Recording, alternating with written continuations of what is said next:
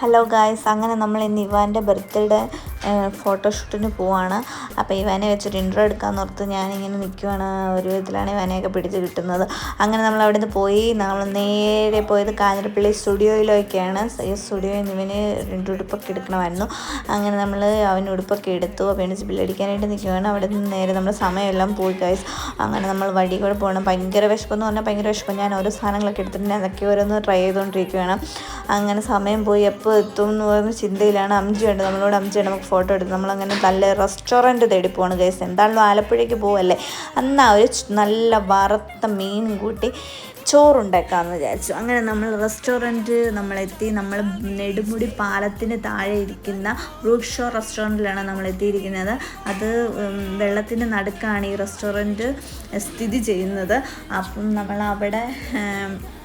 അവിടെ നിന്ന് ചോറും കറിയൊക്കെ കഴിക്കാമെന്ന് ഓർത്തു. മീനും അവിടെ ചൂടുവാനാണ് കൊണ്ടു തരുന്നത്.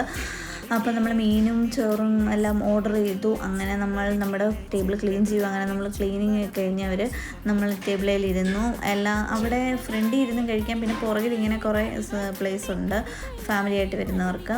അങ്ങനെ ഇസു പറയുന്നു, എനിക്ക് അപ്പോൾ എനിക്ക് ചോറും മീനൊക്കെ ഇഷ്ടമാണ് അപ്പിന്ന് പറയുന്നു.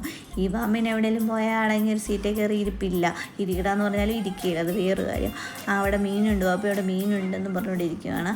അവിടെ ആ മീനൊക്കെ നല്ല ഫ്രഷായിട്ട് വറുത്തവർ തരുന്നതാണ് കേട്ടോ. നല്ല ഇഷ്ടംപോലെ മീനുകളാണ് അവിടെ. അങ്ങനെ നമ്മുടെ ചോറെത്തി ഗൈസ്. നല്ല വെള്ള ചോറാണ്. കണ്ടപ്പോഴേ ചോറ് പറക്കുന്നു. അങ്ങനെ നമ്മുടെ ചോറൊക്കെ വിളമ്പി. അവിടെ മാങ്ങാച്ചാറുണ്ടായിരുന്നു. അത് അടിപൊളി അച്ചാറായി. നമ്മൾ ഫ്രഷ് മീൻ വന്നു, കരിമീനും പൊടിമീനും, പിന്നെ നമ്മൾ കൊഞ്ച് വന്നിട്ടുണ്ടായിരുന്നു. അത് പുറകെ വരുന്നതേ ഉള്ളൂ. അങ്ങനെ നമ്മൾ അതൊക്കെ കൂട്ടി ചോറുണ്ടോ. അടിപൊളി ചോറും കറിയൊക്കെ ആയിരുന്നു. എല്ലാവർക്കും വയറ് നിറഞ്ഞ് അങ്ങനെ നമ്മൾ ഊഞ്ഞാലാടി. ഇപ്പോൾ അടുത്ത പാട്ട് പുറകെ വരുന്നതാണ് ഗൈസ്. ഓക്കേ.